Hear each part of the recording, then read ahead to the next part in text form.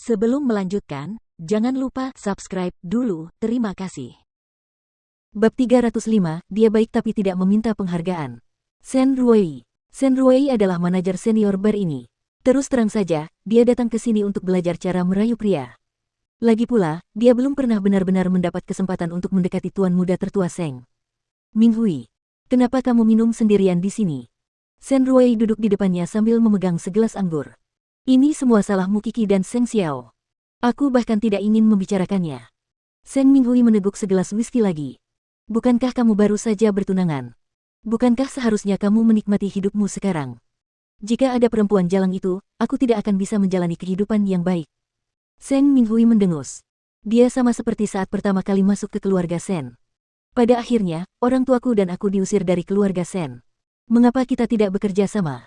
Aku perlu meminta bantuanmu jika aku ingin mencapai tujuanku. Apa itu? Aku ingin kau mengenalkan sepupumu yang tertua kepadaku, maka aku akan dapat bekerja sama denganmu untuk mengalahkanmu Kiki. Setidaknya saat kita berada di keluarga Seng, dia tidak akan pernah mendapat kesempatan untuk bergabung dengan keluarga itu. Shen Ruwei secara terbuka memberitahunya rencananya.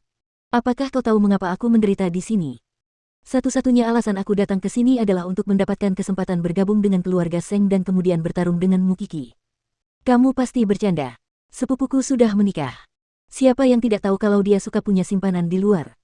Kalau begitu, apa bedanya kalau dia punya aku sebagai simpanan tambahan? Setelah melihat Seng Minghui belum berniat untuk bekerja sama dengannya, Shen Ruwei memberikan nomor teleponnya kepada Seng Minghui. Pikirkan dulu, baru telepon aku. Kamu harus menderita kerugian baru tahu kekuatan wanita jalang itu. Seng Minghui tidak membahas lebih jauh tentang pembicaraan itu. Lagi pula, mencarikan seorang simpanan untuk sepupu tertuanya bukanlah sesuatu yang bisa dilakukan begitu saja. Jika kakek Seng mengetahuinya, dia pasti sudah mati. Kakek Seng sudah sangat membencinya sekarang. Jika dia tidak menahan diri, dia tidak akan pernah bisa masuk ke pintu Huang Yao. Jadi, begitu dia tiba di rumah, Seng Minghui melupakan semua tentang Shen Ruwei. Ketika kakek Seng melihatnya kembali dalam keadaan mabuk, dia mengomel, apakah kamu akan mengambil alih departemen perencanaan Huang Yao dalam keadaan seperti ini? Kakek, aku hanya tidak bahagia. Mulai besok, tinggallah di rumah dan baca semua dokumen. Tidak ada waktu yang terbuang sia-sia. Persiapan untuk malam VVIP sudah hampir selesai. Sekarang, mereka tinggal menunggu malam itu untuk membalas dendam. Setelah semuanya beres, Departemen Perencanaan meminta agar Mukiki datang ke Huang Yao lagi untuk meninjau rencana tersebut untuk terakhir kalinya. Mereka ingin bersiap menghadapi keadaan yang tidak terduga. Sekarang, staf di Departemen Perencanaan tampaknya mengakui kemampuan Mukiki. Namun, kakek Seng tidak ingin Mukiki ikut campur dalam urusan malam VVIP itu lagi. Ia hanya meminta Mama Seng untuk menenangkan mereka meskipun mengetahui permintaan mereka. Ketika Seng Minghui mendengar hal ini, ia mengajukan diri untuk menghadiri rapat tersebut.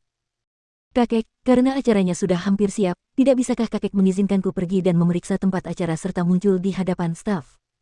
Biarkan aku saja yang mengadakan rapat dengan mereka. Akulah yang akan menghadiri acara tersebut, lebih baik aku berkenalan dengan staf terlebih dahulu. Kakek Seng setuju dengan Seng Minghui. Jadi, dia mengangguk. Kalau begitu, kamu bisa pergi ke Departemen Perencanaan untuk rapat terakhir. Sudahkah kamu membaca proposalnya dengan saksama? Ya, saya sudah membacanya, kakek. Departemen Perencanaan menerima berita dari manajemen atas bahwa akan ada rapat pada malam sebelum acara besar tersebut. Namun, mereka tidak tahu bahwa orang yang akan menemui mereka adalah Seng Minghui. Ketika Mama Seng tahu tentang itu, dia menyeringai. Dia memberitahu sekretarisnya. Untuk memastikan acara berjalan lancar, bawa Xiaoqi ke sini sebelum rapat dimulai. Apakah Anda meragukan Nona Minghui? Kenapa aku harus melakukannya? Pokoknya, biarkan saja dia pergi ke rapat dulu. Tunggu saja. Orang yang sok pintar seperti dia kemungkinan besar akan dipandang rendah oleh staf. Kalau begitu, aku khawatir hanya Xiaoqi yang bisa menyelesaikan masalah ini. Saya mengerti, Bu. Sekretaris itu mengangguk. Mama Seng menyaksikan pertumbuhan Seng Minghui di Seng Mansion. Bagaimana mungkin dia tidak tahu levelnya? Dia ingin mencuri kredit orang lain. Mari kita lihat apakah dia mampu melakukannya. Ketika Mukiki pulang, Seng Xiao menceritakan masalah itu kepadanya.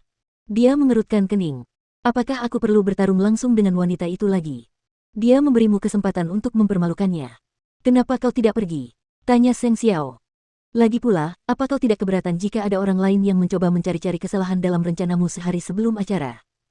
Lagi pula, penghargaan atas semua kerja keras akan jatuh ke tangan orang lain.